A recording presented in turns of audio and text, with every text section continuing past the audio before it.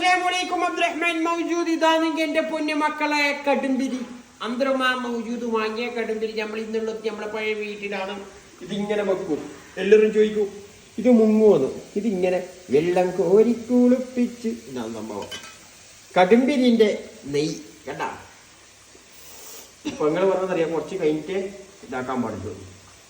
ഇതിന്റെ ചെളുക്കിയും ഇതെല്ലാം ഇട്ട് കഴിഞ്ഞിട്ട് ഇതിനെന്താക്കുമെന്നറിയാം, കുറച്ച് നേരം ഇതേപോലെ ചമ്പച്ചാർ കാമൊലിക്കാനെ മനസ്സിൽ കാണിച്ചിട്ട് ഇങ്ങനെ വയ്ക്കണം. നമുക്കറിയാം കുക്കാൻ മാത്രമാണ് ഇത് കണ്ടേരി കൊണ്ടുപോകുന്നത്.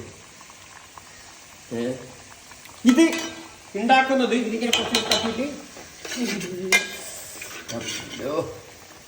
ബീൻസ് വറവുണ്ട്. പിന്നെ ഈ ഒരു പ്ലേറ്റ് 5 വർഷത്തിന് ശേഷം അല്ല 4 വർഷത്തിന് ശേഷം ഇവിടെ വന്നപ്പോൾ ഉമ്മാവും പങ്ങളും എല്ലാവരും പറഞ്ഞത് ഈ പ്ലേറ്റിൽ മാത്രമേ നമ്മളെ ഏറ്റവും മുത്തലിവ് ചോറ് വയ്ക്കുള്ളൂ. ആ പ്ലേറ്റാണ് ഈ ചെമ്മീൻ്റെ ഫോട്ടോ കണ്ടാണ്.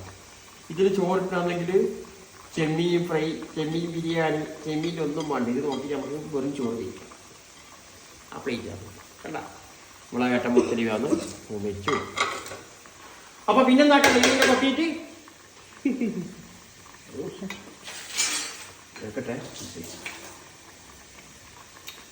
ഓ എന്റെ പോലും ഇതിന് വേണ്ടി തന്നേ തോന്നി.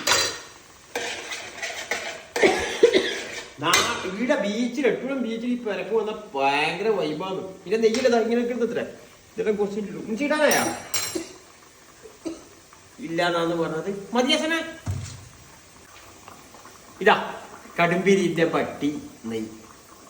ഒരുപാട് ആൾക്ക് മിസ്സാകുന്ന സംഭവമാണ്. സീസണിന് മാത്രമേ അന്ത്രമാ മൗജൂദ്. ഏത് മീനെയും സീസണിന് അന്ത്രമാ മൗജൂദ് കൊണ്ടുവരും. ഇതെല്ലാം ഇങ്ങനെ ഇടുന്നുണ്ട്.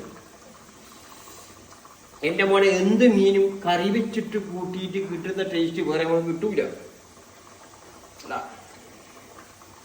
എന്റെ പൊന്നോ പിന്നെയോ നെയ്യ്, ഈ ചോന്ന നെയ്യില്ലേ ഭയങ്കര വൈബാണ്. എന്റെ പൊന്നു മോളെ തുറമ്പെല്ലാം വരുന്നുണ്ട്. പിന്നെ പ്രധാനമായിട്ട് പറയുന്നത് നമ്മുടെ ഉമ്മച്ചിന്റെ പുളിയിഞ്ചി. പിന്നെ അബ്ദുറഹ്മാൻ മൗജൂദ് എത്തിയിട്ടുണ്ട്. ഇത് വേറെ ഒരു വൈബ് വന്നിട്ടാ. പുളിയിഞ്ചി എല്ലാം നല്ല സെറ്റാണ്. ഇഷ്ടപ്പെട്ടിട്ട് പിന്നെയും സാധനം എത്തിയിട്ടുണ്ട്. മതിയന്റെ പകളെ ഉമ്മച്ചിന്റെ പുളിയിഞ്ചിയാണ് ഇത്. ഞാൻ ചോറ് വയ്ക്കുന്നതിന് മുമ്പിലെ എടുത്തിട്ട് ഇത് വേറെ ഓ